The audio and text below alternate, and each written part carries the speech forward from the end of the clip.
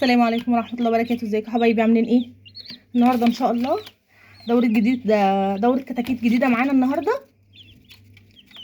بصوا حبايبي، طبعا هنوزن مع بعض وهنشوف هنستقبل على ايه.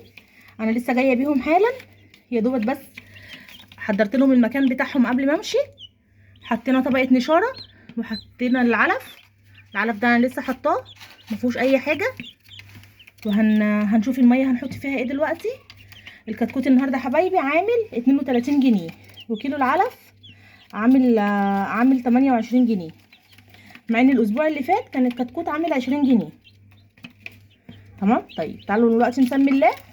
بصوا حبايبي، ده لتر ميه اهو يا حبايبي عشان بس تشوفوا. وده محلول جفاف اللي هو البشري العادي. بسم اللهم بارك. الكتكوت نشيط ازاي، بصي النبت ازاي دخل المكان بتاعه. انا بس دلوقتي كل اللي هعمله ان انا هفتح الكيس ده وهفضيه هنا على لتر الميه، هفضيه وهنرجع مع بعض نوزن الكتاكيت ديت، نشوف وزنها جاي قد ايه، وان شاء الله نكمل مع بعض الفيديو. دلوقتي يا حبايبي بص، احنا حطينا محلول الجفاف كده في الميه، وعدلت لهم بس المسقه بتاعه الميه. طبعا انا هنا ما حطيتش العلافه علشان هم لسه صغيرين فمش هيعرفوا يسحبوا من العلافه، وهضطر احط كميه كبيره وهتبوظ قدامهم. مش مفضل يعني انك تسيبي كميه علف كبيره قدامهم. طيب هنا هنسمي الله ونبتدي كده على الميزان بتاعنا. بس انا صفرت الميزان. بسم الله. بس حبايبي 42، ده وزنه حلو جدا.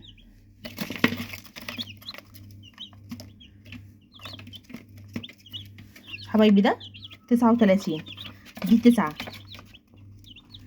وقف كده اهو، بص حتى لو دوست كده شويه هيجيب ال40 على طول. ده 39.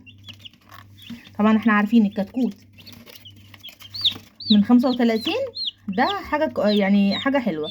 فوق ال50 ده ما فضلش الكتكوت اللي بيبقى فوق ال50، لان زي ما احنا عارفين ان هو وزنه بيبقى كبير عشان الام بتاعته كبيره، بس بتبقى مناعته ضعيفه. تمام. احنا جبنا قد ايه يا حبايبي؟ احنا جبنا 10 كتاكيت. 43 اهو. بصوا بقى انتوا شوفوا الميزان معايا. انا بس عشان مش عايزه اطول عليكم الفيديو قوي.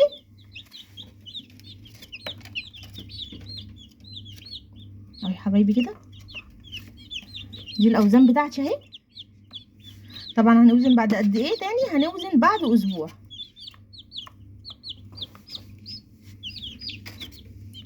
النهارده يا جماعه لما رحت اجيب الكتاكيت ديت، الدكتور اللي انا المفروض باخد منه الكتاكيت كل مره اداني علاج، بس اديهولهم بعد ال10 ايام. قال علشان الحاجه اليومين دولت في فيروس شويه في الجو، فالعلاج ده هنديهولهم بعد 10 ايام. طبعا انا مش هدخلكم في علاجات كتير والكلام ده، انتوا عارفين ان احنا ما بنربيش على العلاجات، بس كل حاجه في وقتها هنقول دي بتاعت ايه. ده شكلهم اهو يا حبايبي. بص اللهم بارك، بداوا ينتشروا اهو في المكان. معنى كده ان المكان دافي عندهم. كده انا هبعد اهو المكان الكاميرا شويه عشان تشوفوهم حلو. ده كده اول يوم اللي هو يوم الاستقبال. طبعا احنا ما بنحسبش اول يوم اللي بنجيب فيه الكتاكيت، يعني احنا هنحسب لهم اول يوم من بكره، وهنشوف هنديهم ايه. ده كان الفيديو بتاعنا. يا ريت لو عجبكم الفيديو تفعلوا زر الجرس واشتركوا في القناه عشان يوصلكم كل جديد.